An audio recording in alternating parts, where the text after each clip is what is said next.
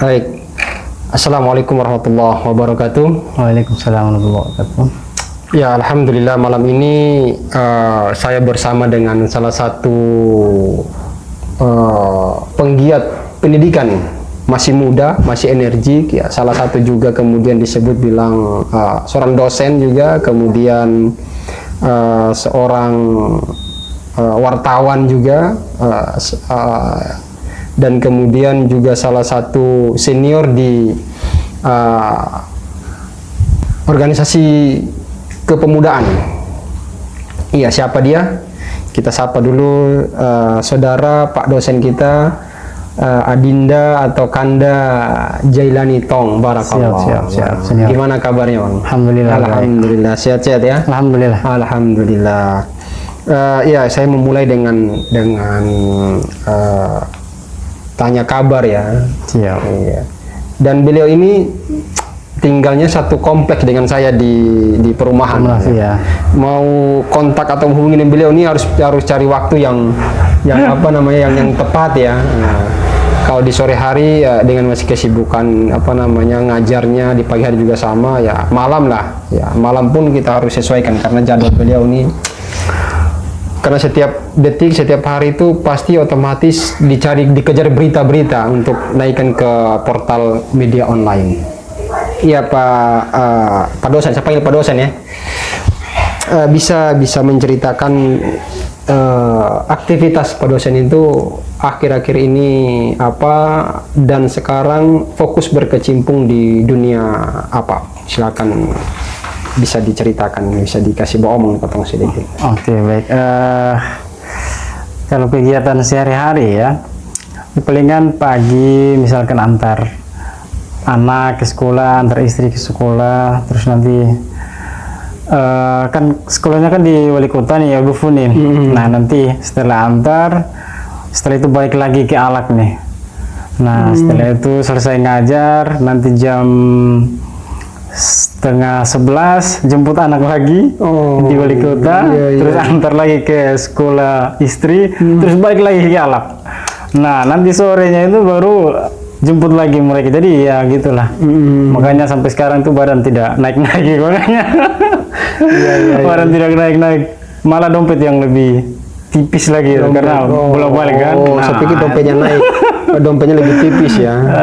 Jadi itulah aktivitas setiap hari paling dari hari Senin sampai hari Jumat lah, karena hari Sabtu kan anak sama istri juga tidak sekolah full day, mereka kan full day school kan, jadi sampai hari Jumat saja sih. Sampai hari Jumat. Termasuk aktivitas ngajar. Ya, ngajar juga kayak gitu. Masya Allah. Nah, biasanya kalau misalkan hari Sabtu, hari Minggu kalau ada ya kegiatan-kegiatan tambahan di luar baru bisa ke sana lah. Paling tidak nah di rumah aja dengan keluarga mereka. Iya, karena sudah aktivitas Senin sampai Senin sampai itu sudah kelelahan kan. Harus rehat dulu di rumah ya, bersama keluarga gitu. Iya. Ya, oke, itu kemudian karena backgroundnya Pak dosen inilah dengan dunia pendidikan ya, dan beliau ini ngajar juga di salah satu sekolah tinggi Islam. Ya, STAI Kupang. Ya, STAI ya. STAI Kupang. STAI itu apa tuh? Sekolah Tinggi Agama Islam Kupang. Sekolah Tinggi Ilmu Agama Islam. Ya. Dan itu kalau di NTT ada 3 atau 4 ya STAI ya, sekolah tinggi ya. Di Kupang, kemudian di Momere, di Alor. Ya. Walaupun yang untuk pemerintah atau negeri ya, kita bilang negeri ya, belum ya, masih swasta ya. Ya, jadi langsung ya, jadi kalau kemudian hari ini aktivitas ngajar dengan berkecimpung dengan dunia pendidikan, dengan mahasiswa, mahasiswi, apa kira-kira yang membuat Pak dosen ini tertarik masuk ke dunia perkampusan ngajar ya? Kalau misalkan kita flashback ya, kembali ke belakang itu, sebenarnya ini kan bagian juga dari perjalanan ketika masih berkecimpung di IMM ya, Ikatan Mahasiswa Muhammadiyah. Nah, waktu ber-IMM itu kebetulan beberapa dosen-dosen di sana kan ada senior-senior juga kan IMM. Nah, setelah semester berapa ya, KKN kalau tidak salah itu, atau PPL itu. Pokoknya kalau ketemu senior itu palingan ditanya cuman tiga. Yang pertama kapan wisuda, yang keduanya itu kapan menikah. Ya, itu kapan menikah itu pertanyaan yang tidak pernah hilang gitu loh. Pokoknya ketemu pasti tanya itu. Dan yang ketiga itu kapan lanjut kuliah studinya. Nah, apalagi kita di IMM ini kan ada beberapa salah satunya itu kan diminta untuk harus melanjutkan studi kan. Nah, makanya ya dari senior kemudian memberikan semangat, terus memberikan motivasi sehingga ya akhirnya lanjut juga sih. Nah, itu faktor yang pendukungnya itu. Ada faktor yang lain juga, misalkan kayak melihat dosen-dosen yang tidak, misalkan minta maaf ya, kayak di mahasiswanya itu tidak berorganisasi tapi bisa S2 gitu loh. Nah, kenapa saya yang sudah organisasi tidak bisa S2? Iya, apalagi waktu itu kan sekretaris umum ya, IMMNTT ya. Betul ya. Kok masa tidak bisa S2 gitu? Padahal kan di kita ketika ikut DAD, DAM itu kan, kalau sudah level sekretaris umum itu kan mau sekali kan, masa kalah sama yang tidak berorganisasi terus bisa S2 gitu. Nah, itu yang menjadi kemudian semangat saya juga. Nah, terus berikut adalah kalau di keluarga saya itu kan ada 9 itu ya, 9 orang, 9 orang. Tapi pada yang saya bisa melihat bertemu langsung dengan mereka itu 4. Jadi tambah saya 5 orang. Kakak saya yang pertama itu perempuan itu tidak terlalu ini ya, otaknya tidak terlalu terus kakak saya yang kedua, ketiga dan keempat itu cuman SD. Ayah saya almarhum itu SR tapi tidak tamat juga kan, kelas 6. SR itu sekolah rakyat. Terus mama saya itu tidak tamat SD juga, tidak sekolah. Tidak bisa baca, tidak bisa tulis. Tapi ingatannya itu luar biasa.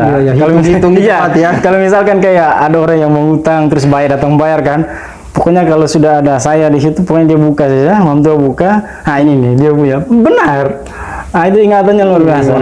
Nah di situ juga menjadi salah satu motivasi saya juga, walaupun dilahirkan dari keluarga yang tidak mampu ya kan, tapi kita juga tidak boleh kemudian pesimis gitu loh, bahwa kita harus bisa menggapai pendidikan yang lebih tinggi gitu. Tidak, pendidikan yang tinggi ini kan tidak hanya bisa digapai oleh orang-orang yang mampu ya, orang yang tidak mampu juga bisa, asalkan ya kita punya niat yang ikhlas, terus pingin untuk membahagiakan, mengangkat derajat orang tua kan, saya yakin pasti bisa lah. Ketika kita keluar dengan segala keterbatasan itu pasti malaikat juga akan membentangkan sayap-sayapnya untuk dan saya sudah banyak membuktikan itu ketika hidup di Jakarta itu pokoknya Masya Allah. Kalau cerita dia punya kebahagiaan itu mungkin sedikit saja, tapi dia punya dukanya itu yang luar biasa. Tapi dari situ kan membentuk kita gitu loh. Menjadi manusia-manusia yang benar-benar punya mentalitas yang kuat gitu. Iya. Jadi itu ya 3 alasan. 3 alasan itu. Pak dosen ini masih muda tapi sudah berkecimpung di dunia perkampusan. Sebenarnya kalau saya sebenarnya juga pengen jadi dosen, maksudnya keinginan itu sudah dulu sebelum wisuda, cuman mungkin di sisi yang lain ada beberapa faktor yang mungkin belum bisa mendukung, tapi ada beberapa faktor yang bisa mendukung. Tapi terlepas dari itu kita bisa mengambil hikmahnya. Kesempatan betul. Dan kembali kepada Pak dosen tadi, bahwa dari faktor-faktor itu bahwa semuanya sudah dilewati, kemudian hijrah ke kampung atau bahkan ke provinsi lain untuk ke Jakarta menuntut ilmu. Nah, proses menuntut ilmu itu waktu yang ditempuh standar atau di luar dari standar itu? Nah, kalau biasanya S2 itu kan paling mentok itu 2 tahun sih, 4 semester ya. Tapi saya itu, ada aturannya itu kan paling 2 tahun ya, 4 semester. Tapi kalau misalkan 2 tahun 4 semester itu belum selesai, maka bisa sampai 8 semester. Nah, itu diberikan ruang. Nah, saya memanfaatkan itu ruang itu. Jadi saya 8 semester gitu. Selesainya 8 semester. 3 tahun. 4 tahun. 4 tahun. Kurang 1 bulan 4 tahun saya. Allah, ya. Selesai. Tapi itu tadi sih, karena memang di Jakarta itu kan sebelum menikah ya, di Jakarta saya berangkat kan 2016 waktu itu setelah Idul Fitri saya berangkat. Saya masih ingat sampai sekarang itu. Dan tiketnya itu saya masih simpan sampai sekarang. Kenangan-kenangan. Kenang-kenangannya itu masih mudah-mudahan masih ada saya simpan itu di dalam cover itu. Terus ada rekomendasi juga yang saya bawa, tapi sampai sekarang saya belum buka juga. Masih simpan saya. Padahal tujuannya kan mau ke kampus yang lain gitu kan, tapi ternyata ke kampus yang negeri. Nah itu. Jadi 4 tahun saya menyelesaikan studi itu. 2016 ke 2020 November saya wisuda, 4 tahun. Sebelum saya seminar proposal itu menikah dulu. Menikah dulu. Dan itu mohon maaf tapi belum punya pekerjaan apa-apa di Jakarta. Modal nekat nih. Iya. Pokoknya modal nekat. Gitu. Tinggal di Jakarta kan waktu itu ya, kalau kita misalkan teman-teman IMM yang dari daerah itu kan tinggalnya pasti di lantai 4 sih, di sekretariat IMM. Pokoknya NTT, gedung dakwah. Pokoknya semua lah ada di situ. Pokoknya kalau misal di situ kan ada sofa tuh beberapa. Jadi kalau yang pulang terlambat ya tidurnya di karpet. Di karpet. Karpet. Kalau yang duluan ya bisa tidurnya di sofa. Iya. 4 tahun saya. Nah itu prosesnya sangat luar biasa sih.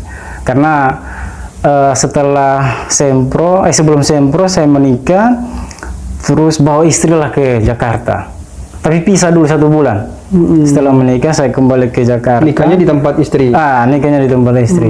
Dan itu pada saat lamaran itu ya saya beranikan diri untuk pergi sendiri. Iya. Yang nikah juga Imawati. Iya, Imawati juga. Jadi Imawan ketemu Imawati ya. Nah ini poin pentingnya adalah organisasinya. Nah, poin pentingnya adalah begini. Karena saya IMM, terus banyak senior juga di mana-mana, kan IMM sudah ada di seluruh provinsi kan. Jadi bagi saya tidak susah lah. Ketika misalkan kita punya kendala di satu tempat, kita kan bisa sambil komunikasi sama teman senior di sana. Dan alhamdulillah waktu lamaran itu senior dan teman-teman IMM di sana yang dampingi saya untuk itu yang menguatkan semangatnya bahwa ternyata IMM itu luar biasa. Ada ikatan ya. Benar, makanya saya selalu sampaikan ke mahasiswa dan juga adik-adik IMM, kalau mau berorganisasi apapun itulah, kalau cuma sekedar ikut perkaderan terus selesai ya sudah ngapain, ya kan? Betul. Kalau mau bahasa sekalian. Yang penting kita harus bisa menentukan gitu loh. Ya. Orang tua suruh kita ke Kupang, tujuannya apa? Kan kuliah, bukan berorganisasi. Tapi kan organisasi juga penting. Betul. Karena tanpa organisasi kita juga tidak bisa membuka akses itu.